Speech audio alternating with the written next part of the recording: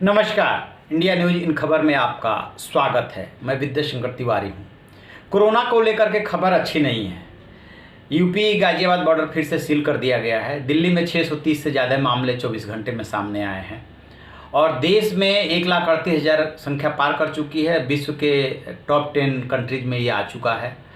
4,000 से ज़्यादा मरने वाले हो चुके हैं।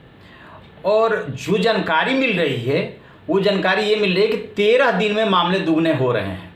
और इस हिसाब से यदि अंदाज़ा लगाएंगे तो जुलाई के फर्स्ट वीक तक जो है ये जा कर के 6,30,000 से 21 लाख के बीच में केसेज हो सकते हैं। आंकड़ों पे गौर कीजिएगा। और ये हवाई बातें नहीं है, ये रिसर्च के हवाले से है जो एक्सपर्ट्स मान रहे हैं। फिर ऐसे में सवाल ये उठ रहा है कि सरकार ने लॉकडाउन क्यों खोला। इस पर बाद में चर्चा करेंगे। सरकार की अपनी मजबूरियां हैं, पूरी दुनिया की अपनी मजबूरियां हैं। ये आंकड़ा कहां से आया कि इतनी ज़्यादा संख्या हो सकती है। इसी में थोड़ा सा महाराष्ट्र के जोड़ दें, क्योंकि 1/3 जो संख्या है वो महाराष्ट्र की है, 50,000 वहाँ क्रॉस हो चुका है। और 1/5 जो है मुंबई का है, जहाँ 30,000 क्रॉस कर चुका है। तो अब ये दिक्कत ये आ रही है कि अपने यहाँ जो स्वास्थ्य सेवाओं की स्थिति है वो कोई बहुत अच्छी नहीं है। इसमें से जितने भी संख्या होती है उसमें से 15% के आसपास ज़रूरत पड़ती है आईसीयू की और 5% के आसपास ज़रूरत पड़ती है आपकी वेंटिलेटर की। तो अब मुंबई में आप पाएंगे कि जितनी संख्या है उसके हिसाब से ना वेंटिलेटर है और ना आईसीयू है। तो मुंबई महाराष्ट्र सरकार जो है उसके लिए मदद मांग रही है केरल सरकार से।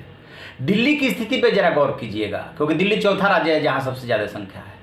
वो मुख्यमंत्री केजरीवाल ने पिछले दिनों कहा था कि 1,000 यदि प्रतिदिन आते हैं तो हम उसके लिए तैयार हैं, और 650 के आसपास संख्या पहुंच चुकी है। अब हाथ पांव फूलने लगे हैं। हॉस्पिटल्स के लिए, प्राइवेट हॉस्पिटल्स के लिए निर्देश जारी कर दिए गए कि 50% बेड जो है आप आरक्षित रखिए।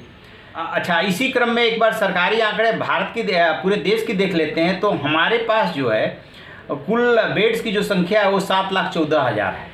ये आया कहाँ से, सारी जानकारी आई कहाँ से कि 6,30,000 से 21 लाख हो सकते हैं। तो यूनिवर्सिटी ऑफ मिशिगन में बायोस्टेटिक्स और महामारी रोग विशेषज्ञ हैं प्रोफेसर भ्रमर मुखर्जी, और उन्होंने जो है एक रिसर्च पेपर लिखा है और उसमें उन्होंने ये संख्या बताई है 6,30,000 से 21 लाख के बीच में। और देश भर में संक्रमण मामलों का जो स्थिति है वो इससे मैच कर रही है। तो रिसर्च पेपर जो susceptible infected recovered model SIR जिसको बोलते हैं, इस पे आधारित है। और इसमें जो है दिल्ली कॉलेज ऑफ इकोनॉमिक्स के एसोसिएट प्रोफेसर हैं परीक्षित घोष, वो भी शामिल है।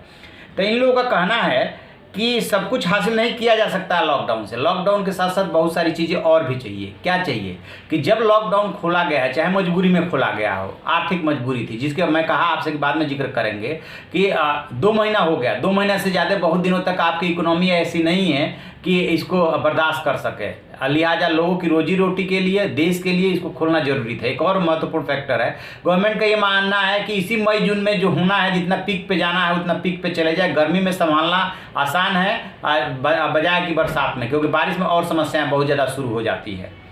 तो बहुत सोची समझी रणनीति और एक्सपर्ट से राय लेने के बाद ही इसको खोला गया। तो अब समस्या, दिक्कत कहाँ आ रही है? दिक्कत यहाँ पे आ रही है कि जो लॉकडाउन खोला गया है उसमें जिन नियमों का पालन करना चाहिए हम सबको, वो नहीं हो रहा है। अचानक मार्केट में भीड़, अचानक सड़कों पे भीड़, अब वो दिक्कत बढ़ गई है। वो संक्रमित होने की संख्या बढ़ गई है। तो अब क्या करें? तो इसमें जो है ये लोग अपने रिसर्च पेपर में ये भी बता रहे हैं कि और क्या हो सकता है, कैसे इकोनॉमी में जान डाला जाए। तो ये कह रहे हैं कि जैसे कि सरकार ने ये फिक्स कर दिया, गृह मंत्रालय ने, कि यदि किसी की मौत होती है तो 20 से ज़्यादा संख्या नहीं, और किसी की शादी होती है तो 50 से संख्या ज़्यादा नहीं। ये भी सुझाव दे रहे हैं कि चलिए आपने मॉल वगैरह सब कुछ, सिनेमा हॉल वगैरह खोल दिया तो उसमें भी संख्या निर्धारित कर दीजिए, बसों में संख्या निर्धारित कर ही दिए। तो ये सब कीजिए, बट सरकार कुछ भी कर दे, जब तक हम और आप इसका पालन नहीं करेंगे तब तक 130 करोड़ की आबादी वाले देश में कुछ नहीं हो सकता। सरकार के भरोसे तो कुछ हो नहीं सकता।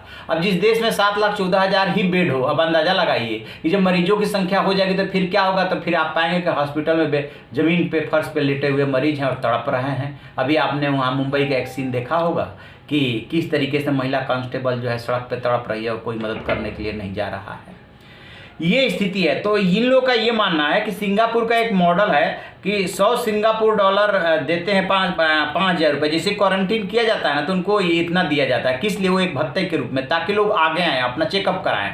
वही मॉडल भारत को भी लागू करना चाहिए। ठीक है कि इकोनॉमी में हो सकता है इतना बर्दाश्त ना कर सके कि हर किसी को 5,000, क्योंकि यहाँ पे क्या हो रहा है ना कि कोई चाहे प्लेन से यात्रा कर रहा है, कोई क्वारंटीन नहीं होना चाहता। पिछले दिन आपने सुना होगा कि बेंगलुरु से जाकर के पैसेंजर वापस लौटाया कि हम क्वारंटीन नहीं होना चाहते, यानी कि हम नियमों का पालन नहीं करना चाहते हैं। जब तक नियमों का पालन नहीं करेंगे, फिजिकल डिस्टेंस बना के नहीं रखेंगे, सोशल डिस्टेंसिंग फॉलो नहीं करेंगे, तब तक समस्या का समाधान होने वाला नहीं है और ये संख्या बढ़ सकती है। और यदि यहाँ तक संख्या पहुँची तो फिर संभालना मुश्किल हो जाएगा। तो आप ऐसी खबरों के लिए देखते रहिए हमारा डिजिटल चैनल इन खबर। इन खबर चैनल को सब्सक्राइब करें और बेल आइकन दबाना ना भूलें।